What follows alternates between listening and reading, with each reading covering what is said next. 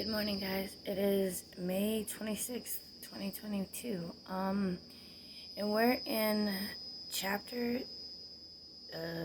31. There we go. We're in chapter 31, verse 31 through verse 36. And I'm going to start reading. I rushed away because I was afraid, Jacob answered.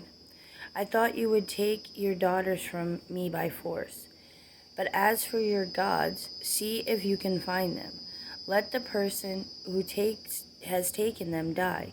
And if you find anything else that belongs to you, identify it before all of these relatives of ours, and I will give it back to you. But Jacob did not know that Rachel had stolen the household idols. Laban went first into Jacob's tent to search there, then into Leah's, and then the tent of 2 servant wives, but he found nothing.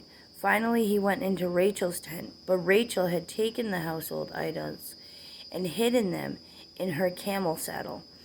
Now she was sitting on them, for Laban had thoroughly searched her tent without finding them. She said to her father, "Please, sir, forgive me. I didn't get up for you. I am having my monthly period."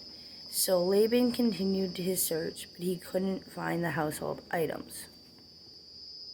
Idols. Sorry, not items. Okay. Once again, we're seeing that Laban is searching for these idols. So these false gods. Rachel has them. Rachel is literally sitting on them. But she blames her period for not getting up. So she hides them. Jacob did not know she took them. So when he made that statement, he was thinking, well, we don't have these things. We can look at this and say, well, this represents a time then, but it doesn't. It represents a time now. She's sitting on the idols because for some reason she wants to keep them. She doesn't trust in God. She wants to keep these idols away from her father, and she wants to keep them for herself. And many times we do that. And no matter what the idol is, we do this. We hide it. Because if we hide it, then no one will know. If we hide it, then we can pretend like it's not there. Pretend like it doesn't exist. Pretend that we're not giving it everything that we have. But here's the truth. And this scripture shows it. God knows what we're hiding. God knows when we're hiding something. Even if another person doesn't know, Jacob didn't know. Laban didn't know. Rachel knew. And God knew. No one else knew. We do this. It's usually an idol, sometimes, that we shouldn't, that is right out wrong. Whether it's an idol of addiction, which is pornography, or drugs, or alcohol, we try to hide these things, mask these things, and sometimes, like for me, it's the idol of self-sufficiency. I idolize that.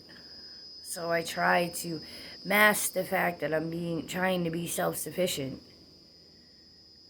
And I say that I'm relying on God, but I'm really not. I'm relying on myself. And in those moments where I'm hiding it, and I'm holding it close to me, instead of holding God close to me, instead of holding and embracing God, I'm embracing self-sufficiency. We all have idols, false idols in our lives, whether it's money, power, whatever it is, revenge. We all have them. And when we read a part of scripture like this, where we blatantly see what God is trying to tell us, He's trying to tell us don't hide them and don't lie about it. That's the second thing. Rachel does not want to be caught with these idols, so she lies. And we never know. She may actually be on her period. Who knows? And back then, that was not a thing. That wasn't a good thing. It was something that made women unclean. But she was hiding it. She purposely put it in the saddlebag, and she purposefully sat on it. And God is warning us here. He's saying, don't do this. Because remember what Jacob said. Jacob said, the person who has it shall die. That's kind of harsh. But Jacob didn't know. Jacob didn't know Rachel, his wife, had it. So we see this over and over again. We see the holding on to idols, and we're gonna see it more and more and more and more and more. The holding on to idols. The hiding idols. The praying to false gods. And you may sit there and say, I don't pray to money, but we kinda do. Like, let's just be real. We put money above anything else. We put self-sufficiency, like me, above anything else. I need to be self-sufficient. I need to be able to fix things. So I contemplate it and I think about it, and everything comes down to self-sufficiency. Perfectionism. That's another thing I suffer from. Is perfectionism. I need to be perfect. I'm not perfect. I'm not even close to it. God is perfect. Jesus is perfect. I'm not. But I try so hard to rely on myself to become perfect. To make sure everything is done right. And that's where I fall. And I fall hard. These idols that we're hiding. These idols we're hiding from other people. These idols we're trying to hide from God. But guess what? We can't hide anything from Him. These idols are what chains us down. And sometimes God has to be sovereign and He has to let us fall.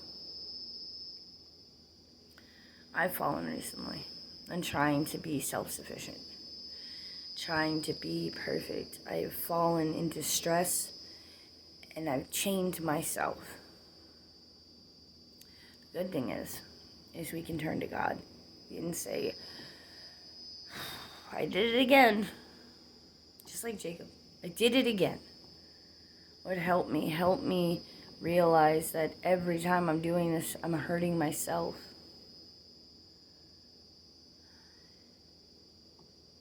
It's only a matter of time until you're figured out. And when you're figured out, it's going to hurt. But in those moments of pain and those moments of sadness and regret, that's when you can heal. And that's when others around you can heal from what you have been hiding. So don't feel like it's the end of the road. Don't feel like, well, I did this thing for the 1900th time. God's not going to forgive me. No, He will, but you have to come humbly to Him. And don't be like Rachel. Don't sit on it. Don't hide it. Because you're not hiding it from God. And if you're hiding it from the people who are around you, you're hurting yourself instead of helping yourself. So I hope today you see Jesus in all you do. And I hope today you see God's promise all around you. And I'll see you tomorrow. Bye.